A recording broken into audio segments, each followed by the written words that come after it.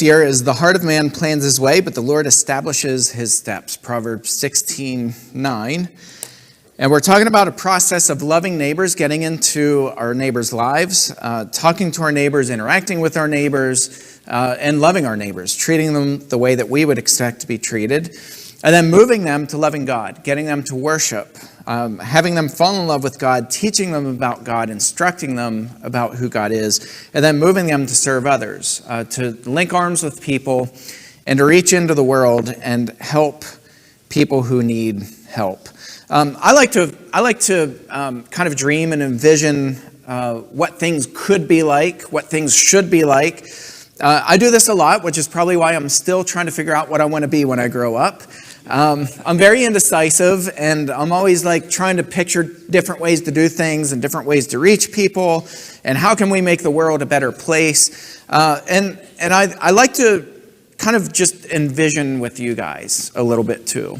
And so today we're going to talk about that, but I like to envision a world where people stop fighting all the time about stupid stuff that doesn't really matter in the end, where people stop cutting people off from the family because they disagree politically or whatever it is, and so they draw a line in the sand and don't talk to people for the rest of their lives. A lot of people hold grudges. I want to envision a world where people actually protect people, where people care for one another, where people stop focusing on ourselves all the time and we start focusing on other people, where we reach into the lives of people who are hurting and struggling and who are desperate for help, desperate for friendship, desperate to know God. Kind of a cool thing I just want to mention. I think it's pretty cool how God works and how God kind of runs full circle. But a couple years ago, we raised money and we put a well. Ended up going in Gantier, Haiti, a little village, and we had reached out to Healing Hands International, and we said we just want to put a well where the biggest need is right now. Doesn't matter where, wherever there's the biggest need. And so they came back and they said, well, here's a place that really, really could use a well.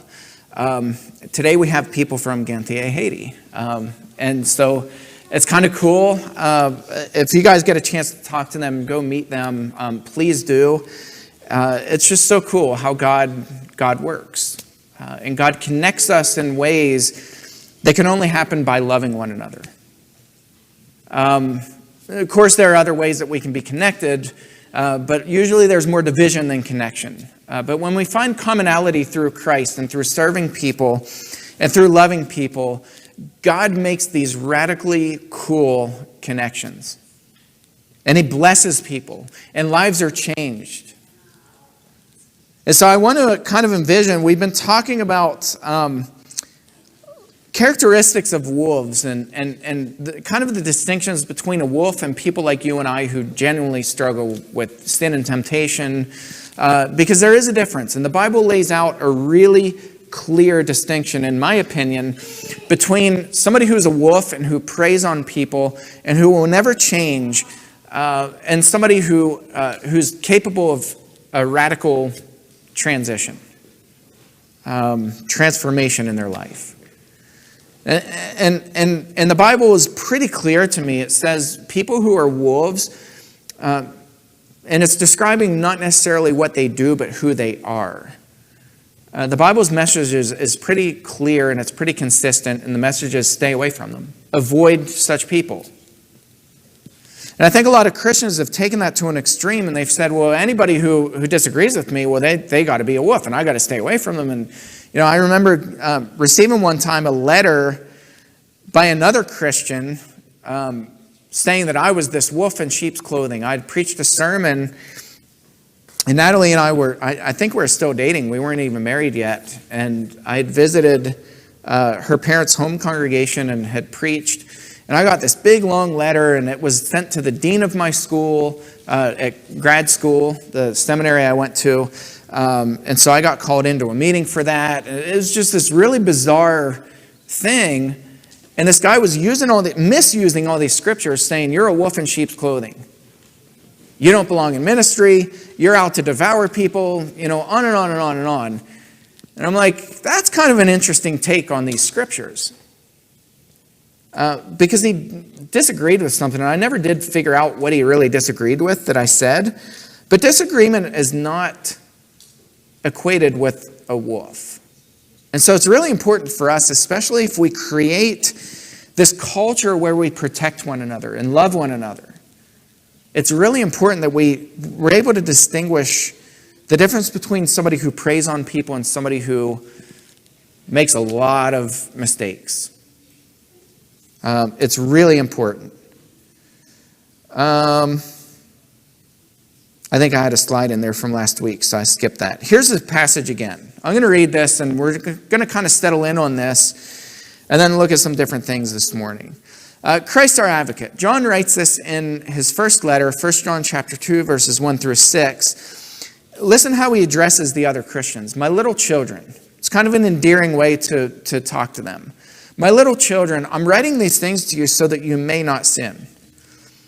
But if anyone does sin, we have an advocate with the Father, Jesus Christ, the righteous. He is the propitiation for our sins, and not for our sins only, but also for the sins of the whole world. And by this, we know that we've come to know him if we keep his commandments. All right? How do we know if we really know Christ? Because a lot of people claim to know Christ, and sometimes I look and I just scratch my head, and I'm like, do you really? And John says, this is how we know, if we keep his commandments. And if you remember, what were Christ's commandments? Remember, he said, all right, I'm gonna teach you guys something really crazy. I'm going to teach you everything you need to know about all the commandments. All the commandments of God hinge on these two commandments. And what were they? Love God with all your heart, mind, soul, and strength. And the second is like it. Love who? Your neighbor as yourself. Jesus says you keep these two commandments, then everything else will just kind of fall into place. You'll be able to follow the other commandments if you get these two commandments. And so he's saying, this is how you know that you've come to know Christ. If you keep his commandments, if you love people. Whoever says, I know him, but does not keep his commandments is a liar, and the truth is not in him. But whoever keeps his word, in him truly the love of God is perfected. By this we may know that we are in him. Whoever says he abides in him ought to walk in the same way which he walked. So you walk the same way that Jesus walked. You minister to people the way Jesus ministered. You love the way that Jesus loved. Some people interpret that in really bizarre ways. They interpret love in really, really bizarre ways. And I really have always, the saying in Christian love has ground on me for years and years, because I watched Christians attack other Christians and be like, I'm just doing it. I'm correcting you in Christian love. I'm like, talking to somebody like they're a piece of dirt that's not love. And so I think Jesus found this really incredible balance of being able to correct people and love people and protect people and fend off other people who were wolves. Jesus was a protector. He was a fierce protector and defender of the innocent and the vulnerable.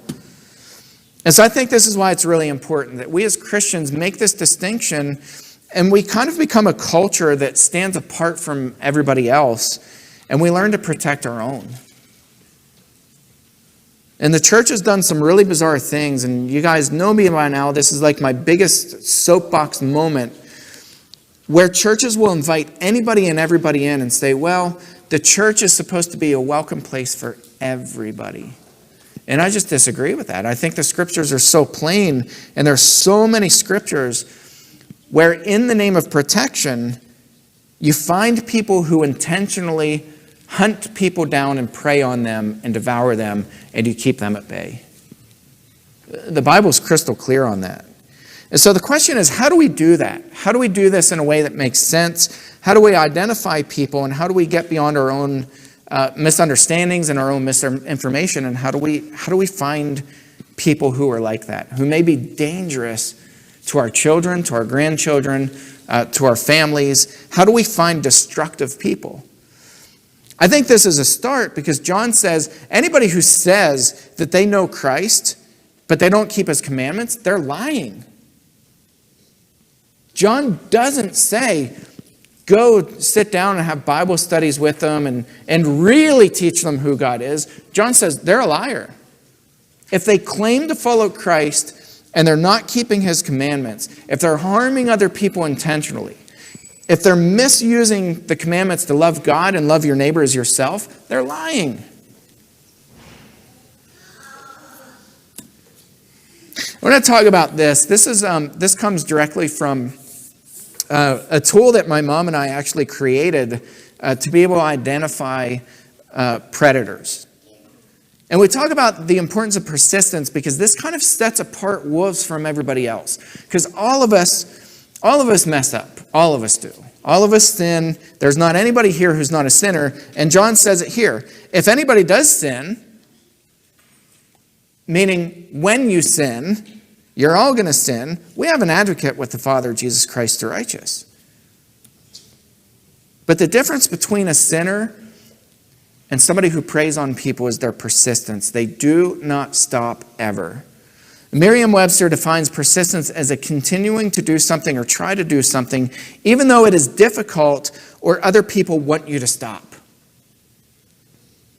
Or continuing beyond the usual, expected, or normal time, not stopping or going away. They do not quit. They never stop. They will never stop until they get what they want and they take it. And they rob people of their innocence or their money or their whatever it is. They will not stop until they got what they came for. And so we say perpetrators are persistent in every aspect of their lives. People who live with them find themselves continually worn down, exhausted, and most often they don't know why. Persistence is what allows perpetrators to continue to gain access to hundreds of victims. Because of their persistence, they do not, will not, and cannot stop. They simply shift their focus to new victims. They use people up, they spit them out, and they move on to the next victim. That's not you and I. That's not Christians. That's not loving. That's not what we do. When we mess up, we're racked with guilt. We lose sleep, right? We suffer in silence oftentimes. And we beat ourselves up, saying, why did I do what I just did? That's not what we're describing. That's not what the Bible describes when it talks about wolves. They don't lose sleep. They shift their focus. They don't give up. They don't stop. They don't slow down. They simply shift to new victims, and they keep harming people. Going on, a note on intuition, and I think this is really important, that all of us have a God-given gift. The ability to have a hunch, to have a gut feeling, intuition, whatever you want to call it. I'm going to read this excerpt that comes from Gavin de Becker's book, The Gift of Fear, one of the best books I've ever read. He says, what Robert Thompson and many others want to dismiss as a coincidence or a gut feeling is in fact a cognitive process, faster than we recognize and far different from the familiar step-by-step thinking we rely on so willingly. We think conscious thought is somehow better when in fact intuition is soaring flight compared to the plodding of logic. Nature's greatest accomplishment, the human brain, is never more efficient or invested than when its host is at risk. Then, intuition is catapulted to another level entirely, a height at which it can accurately be called graceful, even miraculous. Intuition is the journey from A to Z without stopping at any other letter along the way. It is knowing without knowing why. In other words, de Becker's saying that we have this God-given gift to be able to protect ourselves. To be able to say, our brain says, something's not right here, and I'm in danger. My body is in danger. And so our brain stops going through logic, and it's like, all right, I'm going to sit down, and I'm going to write down all the things, if somebody cuts us off in traffic and we're driving at 80 miles an hour down the interstate, or if you're some of you guys, 85 miles an hour, if somebody cuts us off, right, at highway speeds, we don't sit down and say, all right, let me write down what just happened and let me think through and decide what my next move is going to be, right? We react instinctively. Immediately and instinctively. These are all cognitive processes, and God wired us this way to save our lives. To be able to survive, to be able to live, to be able to protect the other people who are in the car with us. It's a God-given intuition that all of us have. It's knowing without knowing why. And this is interesting. This comes from Jude 10. It's also in 2 Peter chapter 2.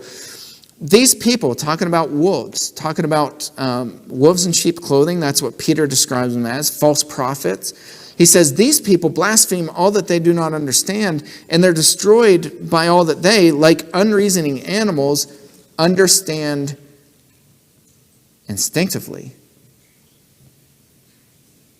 That's interesting to me that he describes evil people who are bent on harming other people as these creatures of instinct. They have this instinctive nature that they just kind of know who to target and when to target, how to get what they want, and they just instinctively do it. And this hit me one day. I was reading these scriptures, and I was like, this is really fascinating because we don't talk about the opposite side of that. He's talking about false prophets. He's talking about wolves having this instinctive nature that they just know how to harm people and how to do it, and how to get away with it, and how to hide it and cover their tracks. They can do that instinctively. So what's interesting is, why don't we ever talk about the instinctive nature that all of us have? The instinctive nature to protect. Whereas they have the instinctive nature to harm, we have the instinctive nature to protect, and all of us have it. We know how to protect each other. Ultimately, I've not met a single person, sane, in their right mind person, who doesn't know how to instinctively protect their children and their family. Right? I mean, mothers, and fathers for that matter, it's not just mothers. When you have a newborn baby, do you know how to protect them? How to keep them from falling out of a crib? How to keep them from falling down steps? We instinctively put gates in place. We don't have to research how to keep a baby from falling down steps, right? We instinctively know how to protect each other. That's an instinctive nature that's inside of all of us. The problem is when we get to be adults and when our children get to be adults, all of a sudden the Christian logic kicks in and we're like, well, the Bible says to let everybody around us and not to second guess people. If they say they're Christians, we should take them at their word. Says who? John doesn't say it. John says anybody who says I know him but doesn't keep his commandments is a liar. And the truth is not in him. Would you say John is second guessing people? Absolutely he is. And this is an instinctive nature that John has, and he says, I can pick people out right away. I can know who's a liar and who's not, simply by this one rule. And so if we find people who are constantly persistent in harming people, insulting people, creating lies, even if they're little lies, when we find people who are so persistent in that, these patterns begin to emerge, and we can instinctively tell. And I've said this before, Natalie is one of the best detectors of people who are not good people. Really not good people. Her alarm bells go off, and she's told me multiple times of different people, and I've explained away by logic, and no, look at all the good they're doing, and look at these different things, and I don't know if your gut's right. And then after I get burned, I come back and I say, you are 100% right. We have this instinctive nature inside of us, and I do see it with women more than men typically. There's this instinctive nature where we know when somebody's not right. And so how do we kind of sift through all of the garbage and start making sense of that? We look for these things. Does somebody claim to really know Christ? Do they kind of exaggerate that? Because I see that a lot in these patterns. They'll exaggerate their relationship with God. They'll actually talk about it and brag about it. How close their relationship is with God and how great they are and what wonderful things they do. It won't sound like bragging, but that's what they're doing. They're boasting about it. It's the opposite of what Paul does. Paul says, if I'm going to boast about anything, I'm going to boast about my weaknesses. I'm going to boast about my suffering. I'm not going to boast about all the good things that I've done. People who are wolves in sheep clothing, as part of keeping up that facade, they'll brag about all the good things that they do. They'll brag about their relationship with Christ. They'll talk about how good of a relationship they have with God. But they won't keep his commandments. You'll see them in private. You'll see them mistreat people, talk down to people, embarrass their kids in front of other people. You ever go to a restaurant, you see a parent embarrass their kids in front of other people? They'll shame them, put them in their place. Somebody who says they know Christ but isn't keeping his commandments to love God and love neighbor as you love yourself is a liar. That's step one. If they're continually persistent in getting what they want, in harming other people, belittling other people, talking down to other people, your alarm bells should be going off like crazy. Listen to your intuition. Listen to your gut.